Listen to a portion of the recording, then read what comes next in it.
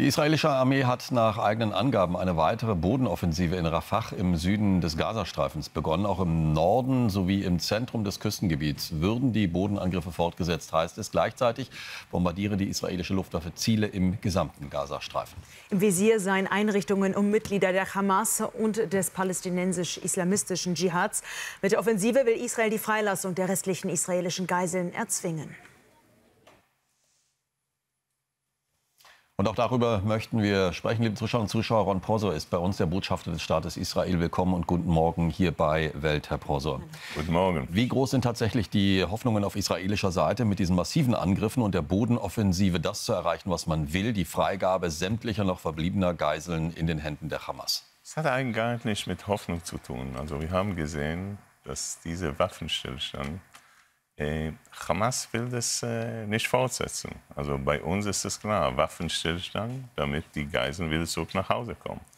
Und wir haben auch in der Vergangenheit gesehen, dass nur militärischer Druck, also Hamas davon überzeugt hat, die Geiseln wieder zurück nach Hause zu bringen. Ich höre also auch hier im politischen Bereich, in den Medien, die Geiseln sollen zurück nach Hause. Der Krieg soll zu Ende sein.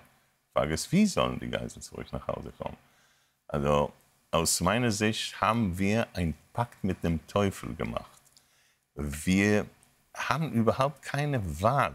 Wir als Gesellschaft müssen die Geiseln zurück nach Hause zu ihren Familien haben. Aber die Tatsache, dass diejenigen, die jetzt also aus dem Haft rausgelassen werden, die haben Blut auf den Händen. Also es gibt einen da, der 48 Mal lang also in Haft bleiben musste, weil er 45 Israelis ermordet hat. Also aus diesen 1900, die aus dem Knast rauskommen, werden viele mehr weiter israelische Zivilisten töten. Also in dieser Hinsicht ist es, wir haben keine Wahl und ich hoffe, dass es klar ist für Leute, dass Hamas eigentlich keinen Frieden will. Und Hamas, wenn man etwas neu aufbauen möchte, kann man es eigentlich mit Hamas nicht tun. Jetzt hatten wir kurz vor Ende dieser Waffenpause von Donald Trump aus den USA gehört, er würde die Tore zur Hölle eröffnen, wenn die Hamas nicht alle Geiseln freigeben, und zwar sofort. Das ist offenbar nicht passiert. Und Donald Trump konzentriert sich jetzt aktuell doch mehr auf die Ukraine. Man hört zum Nahen Osten fast gar nichts mehr. Also ist da die Unterstützung einfach weg? Oder wie wird das jetzt auch von Ihnen, von Israel eingeschätzt, dass man sich anscheinend doch nicht ganz so sehr um den Druck kümmert? Erstmal glaube ich, dass es nicht so ganz richtig ist, wenn man sieht, was Trump also gegenüber die Houthis macht jetzt. Es ist klar, also nicht nur Worte, ich versuche es auch in die Tat umzusetzen. Lieber Iranier, lieber Houthis, also ihr könnt das... Wenn ich Sie ganz kurz unterbreche, weil die Houthis, da geht es um Wirtschaft. Das ist etwas, was Donald Trump sowieso sehr am Herzen liegt. Bei der Hamas geht es um Menschenleben. Wir sagen es jedes Mal, die Geiseln. Und da ist der Druck eben nicht derselbe wie auf Frachtschiffe, was sicherlich auch ein großes Problem ist. Erstmal ist es nicht nur Frachtschiff, sondern es, wenn ich mich nicht täusche, haben die Houthis auf Israel also vor 2 Nächten also geschossen und auch in den Saudis, in den Emiraten. Aber zurück zu den Geiseln.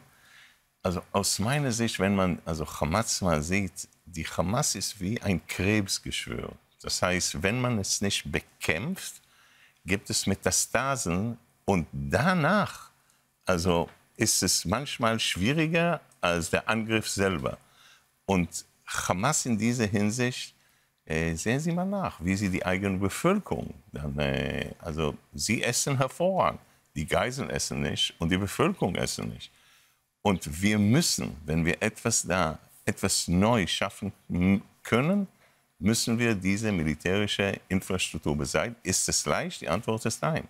Aber wir müssen es tun. Herr Prosor, Sie haben gerade gesprochen von einem Krebsgespür, von Metastasen. Und jetzt sagt der israelische Verteidigungsminister Katz, wir sehen aber schon erste Erfolge. Was heißt denn das konkret? Welche Erfolge sind denn das gegen die Hamas jetzt in der zweiten Welle der Angriffe nach dem Scheitern der Waffenruhe? Ich glaube, dass Erfolg kann man nur sehen, wenn die Geiseln eigentlich oder Teil davon zurück nach Hause kommen. Das werde ich als Erfolg bezeichnen. Aber es ist klar, wenn wir gar nichts tun, und wir haben es versucht. Wir haben versucht, zum Beispiel in den Verhandlungen 5 Geiseln zurückzubekommen, um weitere Waffenstillstand der Ruhe.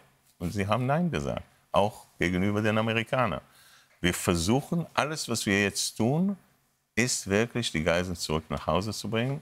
Hamas ist eine Terrororganisation und übrigens auch in einem Bereich, worüber man überhaupt nicht spricht. Also in jeder Religion gibt es Respekt vor den Toten. Gut? Sie haben die Särge der Geiseln gesehen und was für wirklich eine Feier sie damit gemacht haben. Also auch im Islam, nicht nur im Judentum oder Christentum, also gibt es mindestens sie selber, also aus ihrer Ideologie sind Barbaren. Und wir müssen alle dagegen kämpfen. Ich würde gerne zuletzt noch auf ein Thema schauen, das hier in Deutschland sehr diskutiert worden ist in den letzten Tagen. Das ist die Berufung von der noch Außenministerin Annalena Baerbock als Präsidentin der UN-Generalversammlung. Wie ist da Ihre Bewertung? Ist sie die richtige für den Job? Ich bin froh, dass ich also diese Entscheidungen hier in Deutschland nicht mache. Als Staatssekretär habe ich solche Entscheidungen für israelische Diplomaten gemacht. Ich wünsche alle, die zu der UNO, wo wir sehr viele Probleme haben, dass man also wie Sie wissen, war ich 5 Jahre lang als Botschafter an der UNO. Also diese Organisation muss zurückkommen, damit sie effektiv ist. Wenn Sie darüber nachdenken, spielt die UNO eine Rolle, also in Iran, in Nordkorea, im Nahen Osten, in China, in Russland? Die Antwort ist nein. Es gibt einen Grund dafür und ich wünsche alle, die nach New York fahren, viel Erfolg. Ron Proser, der israelische Botschafter hier in Deutschland, vielen herzlichen Dank für die Zeit. Danke. Danke Ihnen.